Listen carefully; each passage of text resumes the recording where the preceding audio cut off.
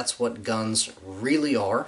That's how they started out, and that's honestly how people should look at them today. So, to understand all the parameters of what I'm talking about, stay tuned for more.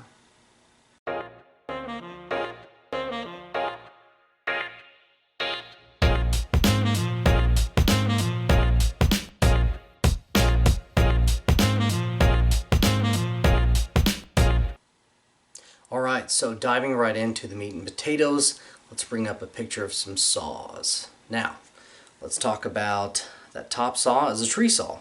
The curve in it is for going after branches so that you can cut more of the surface area at a time. The saw under it is for cutting metal. It's got replaceable blades because they're a little more prone to breaking. And also you can change the type of blade in it to be more effective for different metals. The one under that is for cutting wood by hand, more precision cuts than you would do with a bigger saw. And then of course the one under that is also for cutting metal, but again, it's smaller than the one above it. That's because it is for precision cuts. Now what is also nice about that is it takes reciprocating saw blades. So that's really cool. Rolling into this picture of hammers. The one on the far left is a gunsmithing hammer, which is really only good for gunsmithing. Then we have a ball peen hammer, which I'll be honest, I don't 100% know how to use it. I know how to be safe with it, and I know I've got little things I've used it for, but I couldn't tell you precisely what it is. I can tell you that you get more precision hits off the end to the right. So now everyone is probably laughing at me and doing funny things in the comments, which I encourage because I have a sense of humor. Now the next is a rubber mallet, which is obviously for hitting things that could break under the high density of a metal hammer. So the rubber is going to be more forgiving. It is all about transferring energy, so if you need to move something but you don't want to break it and you want to hit it really hard, rubber mallet, really great way to go. And then of course we have our classic traditional hammer for driving nails and pulling nails and things such as that. Hammers that aren't featured, or sledgehammers, things like that. So I think you can see here where I'm going with this is that there are many different types of guns, right? That's what a lot of people like to say. Why does he need so many guns? Why do they need this? Why do they need that? Well, first of all, nothing about the Second Amendment is about need, other than my need to fend off a tyrannical government. But we'll talk about that in another video. This video is all about why you would have these different guns. So, moving right into it, let's make it easy. This gun is kind of my primary. I have another grip for it, which is shorter for concealed carry. So, by having one slide, I spend a lot less money on accessories. So I've got an optic here, Holosun 509T. I've got a Miraglow sights, I believe the GL811s. So blacked out rear, glowing front, no highlight around the tritium in the front. I like a less busy sight picture for concealed guns. Anyway, I have a non-threaded barrel as well, and what I like about this is that for hunting and times when I don't have to worry about concealing a weapon, I have a full-length grip that can accept a magazine with all the bullets. Then, whenever I am concealed carrying, which is the vast majority of the time, I can put it on this grip on the lower, and that's how I can conceal it, typically without threaded barrel. So smaller light. I guess I didn't have my big light on the other one at all. Why not show that to you? So large light, more lumens. Again, in this configuration I'm really not worried about concealing anything, whereas this one I am, but watch my video on weapon lights. I think it's still important to have a weapon light. So there is that tool right there. It's a tool primarily for self-defense, focused on concealed carrying. So this configuration is optimized for concealing, whereas this one is optimized for comfort, is really what I would say. I'm going to be more comfortable, more lumens, bigger light, bigger grip is the big thing, and of course more rounds. It's your big difference right there. So let's go ahead and jump into the next gun. So here is my Glock 40, and this gun, of course it's missing some of its sexiness, which I'll roll in photos of, But basically, this is a 10mm Glock. I'm doing a video on Glocks pretty much next, why I have so many of them, why people think they're cool, but I like the feel to be the same no matter what gun I'm using, especially defensively. This is a defensive gun. It does serve as a backup for hunting. If something happened to my rifle, I can take down a deer, or even animals such as black bear with this gun. 10mm, a very stout round. But also for hiking in Colorado, mountain lion and bear protection, this is a great gun. So 10mm being way louder, a lot more powerful. If I was to have one gun, I would probably have a Glock 29, which is a compact 10mm. Compact so I could carry it, but 10mm so I could still take it hiking and stuff. Pretty much the most powerful Glock you can buy. Great Glock, love it a lot, and it does a really great job. I do have a suppressor for it, which you saw in the picture. So as far as a tool goes, this I'm not trying to conceal this whatsoever. I liked the longer barrel for just a little more velocity. And of course, even longer barrel, having it threaded and having the suppressor on it. And this is for when I may need a little more power than what the average human needs, which 9mm is what I use for carry, for those of you who couldn't piece that together when I talked about my other gun. So, moving on to the next gun. Alright, so this gun is my primary shotgun. This is a Benelli Super Vinci. It is the 3.5 inch, and it is a semi-auto shotgun. I like semi-auto because they don't really click and make noise as you go around in the woods. I know, splitting hairs. Also, I did research on this gun. It seemed like it, even though it's 3.5 inch, it cycled 2 3/4 loads.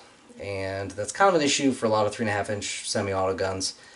And even the person in the video shooting target 2 3/4 inch, they said it might not shoot dove, but taking it dove hunting, it cycles everything. It's a great all-around shotgun. I like that it's semi-automatic. The camo pattern is similar to, granted it's Sitka, pretty much, let's call it what it is. But my camo pattern's Kryptek, which is what I use, are Cryptic. And what I like about those is that they're applicable in different settings. As you'll see on another shotgun here in a minute, this isn't so committed to just wetland or just trees. But either way, for birds, you do want some camouflage, especially depending on what bird you're hunting. So not having a black shotgun, can people still hunt a lot better than I can with a black shotgun or whatever color? Sure, but I like to stack the deck, I like to split hairs. It's fun for me, so when I did my research, this is the shotgun I chose. I pretty much shoot everything, if I can hit it. I pretty much shoot everything, clays, birds, except for turkey or deer with this gun. So again, all-around shotgun. I like it a lot. Check it out. I'll do a review eventually, but I just don't shoot it enough for me to feel comfortable doing a review yet. Now, next. Alright, so this monstrosity, speaking of birds, this is a Benelli Supernova, 3.5 inch, although I only shoot 3 inch because the salvo does not do 3.5 inch. Review pending on the salvo. I'll talk about it there, but this gun is for, because of the optic and the salvo, etc. This, and the camo for that matter, this is woodland camo. I have more set up for deer and turkey, is really what this is used for. Now I haven't taken deer with it yet, really haven't been in a situation where it was necessary, but that will probably change this fall with some of the land I have gained access to that I can't use my rifle. So again, tool, right tool for the right job. Where I can't use my rifle as a tool, I can use this. So it is a pump action, for those of you who are unaware. It's not too loud, but I just don't like all that play. So one day, especially if I hunt more with it, I will probably switch out to something that is semi-auto, probably Benelli. So anyway, the optic, this is a Vortex Crossfire, and it's rated for shotguns is why I got it. It sits low. It's red dot. I like red dots, and it's effective. Love Vortex, love their warranty. I do have an accelerator pad on there, mainly because I had on a KSG that I sold to buy this, and I didn't want to just leave it laying around. So, this is my turkey and deer shotgun. Alright, now, bringing it all into one of my favorite guns. This is primarily used as and pretty much intended to be a hunting rifle. It is a light barrel. I've got a suppressor on the end that is a Gemtech 1. Though I'd probably thread future rifles. I do have the quick attach. That is a muzzle brake, not a flash hider. That is a nice feature. I've got a Harris bipod, 9 to 13 instead of 6 to 9. For bench rest shooting, 6 to 9 is probably good, but tools, again, right tool for the right job. You might find yourself aimed downhill or in some other odd position. Having some extra leg to deal with is going to be a plus. Now, I do have the sunshade on here. Whoops. I do have the sunshade on here. That's pretty much useless unless you're shooting in the middle of the day, which then is good. This is a Savage Model 111. Now, it is an older one. You could probably tell by the stock, some of you. And this is back when the 111 was pretty much a 110. I still can't figure out what the differences were. But since then, they've kind of changed what the 110 is and what the 111 is. Of course, the 111 is long action, and the 11 is the same set of rifles, just shorter action, and same with the 110 versus the 10. So, have the sleeve on here. Pretty much just because I bought it.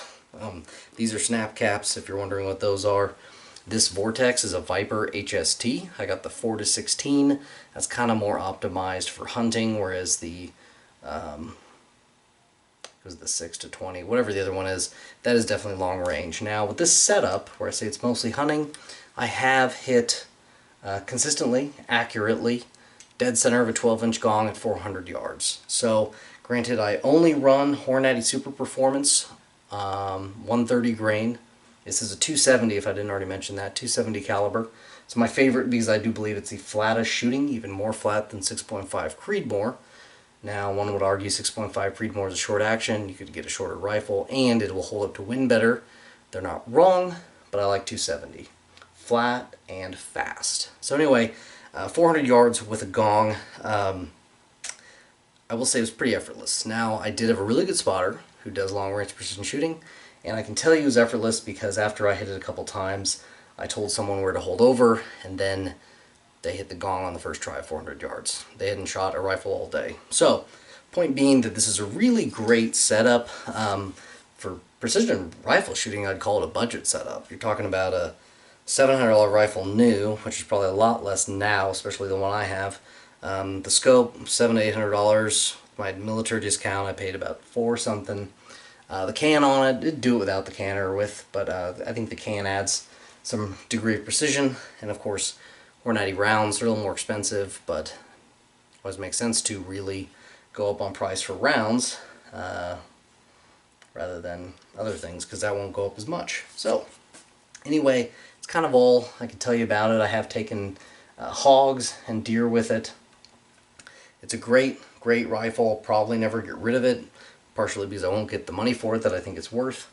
So it will live in my safe and probably help me take a lot more game. Anyway, I think that's all I've got to say about it. I really like this rifle, and it's a great tool when it comes to fun shooting at long distance as well as taking wild game. Alright, now last, and of course as the cliche goes, certainly not least, we have my Mark 18 pistol build. I did the lower myself. It was painted by a friend of mine who also has a YouTube channel. Check him out. He is 11 Bravo NFA and Gemtech G5 5.56 dedicated can. Doesn't handle gas so well, but it is really impressive as far as sound reduction for 5.56. I've got a Streamlight HLX light, 1000 lumens, got the temporary pressure pad and the button. I also have, this is obviously a Vortex UH1, but I have a Vortex Spark AR, which I like a lot, and it's painted to match the rifle. But I got this, was testing it, you've been using it, it's zeroed, so it's on the gun right now. Blade brace, and then I actually have a HK 416 / MR 5.56 grip, and that's really about it for, oh, excuse me, Griffin Armament, ambidextrous, gas diverting charging handle. That is important to add. So, Daniel Defense pads. That's pretty much it. Now this is intended as a defensive weapon. That's what it is. It's I do plan to do some testing with it with a magnified optic to see how far it can shoot, but this is for close range. It's just what it is. If I have time to get to something like this in a home defense situation, I'm going for it. Any other different things go on. I'm in the reserve, so using it, even though it's kind of different than my service weapon, it's still similar enough that practicing with this is helpful for keeping good with those skills. And that's about all I got to say. I do have the fixed backup iron sights. I know it's not as sexy as some of the designs now, but until I put some kind of magnified optic on, they're zeroed. I'm going to leave them on. They're effective. I'm very good at ignoring them if I'm using the optic, and I'm good at switching to them if I want to. So I am effective with this setup, and that's really all that matters. What I do to build differently, maybe. Again, not as sexy. I do kind of like the look of the fixed irons. Either way, it's about all I have to say about this. This is a tool for defense. This isn't for hunting. Could be used as such. All these things can kind of apply to something else. But for the most part, I have this weapon as a defensive weapon to protect myself and my family. So, not much else to say. Alright, so as you can see, I've kind of done a run through of a bunch of my firearms to kind of talk about what they're good for, why I have each one. Could I go with less firearms? Yes. Is it fun to kind of have specific ones? Yes. But it is a balance, I will say. I've had up to 4 shotguns at a time, maybe 5, but the issue was that I sucked with all of them. So I decided, okay, I can use this shotgun for all these things, and then I can use this shotgun for this thing and kind of this as well, and that's where I've optimized. So instead of having money on the shelf, sold the other guns to pay for other guns or accessories or whatever. So I have very much focused and tailored most of what I have for actual use, where I could justify and say, okay, each thing is used for a particular thing. Now I do have guns like a 17L, which is just a gun I love. I debate selling it, putting that money towards something else, especially as far as this channel goes, but either way. Now there is one final thing to talk about. Safety. When it comes to tools, guns, hammers, saws, safety is paramount. It's pretty much the most important thing that applies to any walk of life, but especially tools. I would not want to leave a gun out, definitely any more than leaving a hammer out or something like that. Now, guns I definitely don't want to leave out, but I pay attention to my tools, especially my saws. My daughter, at her age, if she stumbled across a hammer, it wouldn't be too big of a deal. Saw, I'd be worried about her accidentally cutting herself. Definitely don't want her, at her age, learning how to use something like a miter saw. So tools can be dangerous and misused, and not being safe can end up in people getting hurt. Doesn't matter if it's a gun or a saw or a knife, a blunter object like a hammer, a kid dropping a hammer on their feet. There are many ways to get injured. It's very easy for people to get injured, and so paying attention to what you're doing and putting safety first above anything else, that's what's going to have a really big effect on how firearms are viewed and statistics as far as firearms are concerned. So, I don't really have much else to say. I just want to stress that to people who don't like guns or afraid of guns, have an issue with guns, I'm trying to change how you're looking at guns, because I think that'll have an effect on your beliefs. And by belief, I mean what you believe in with the knowledge you have. And unfortunately, people who don't like guns, aren't interested in guns, weren't raised around guns, really don't have a knowledge of guns, they're the ones that are anti-gun. I've said for years now that it's not anti-gun and pro-gun, it's educated and uneducated. So, my point being to those uneducated people, and I don't mean that disrespectfully, I just mean you don't know what you don't know, and you don't understand. And of course, people always fear what they don't understand. So, if you leave any tool out, that can be really bad. That can be dangerous. Doesn't matter if it's a gun, as I've said, or anything else. So, looking at these as guns, understanding their specific uses, purposes, there's ways that they're really not even dangerous.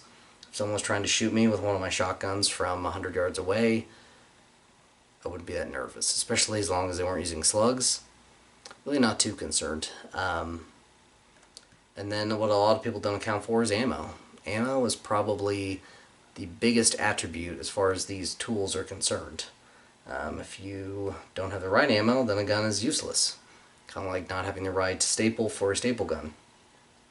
And of course, what type of round, shotgun round especially. The versatility of ammunition these days, whether it's a rifle or shotgun or pistol, is pretty impressive. And so that's something else yet to consider, is people are afraid of what a gun can do. Well, you know, here's this gun that you think can't do much, but if you're with the right ammunition, this gun is a lot more scary. So, I don't want to ramble on. This has been James Donaldson with The Contemporary Gentleman, trying to change your view and how you look at firearms if you don't already look at them as tools and you're a responsible gun owner. So, questions in the comments please, and until next time, keep your composure.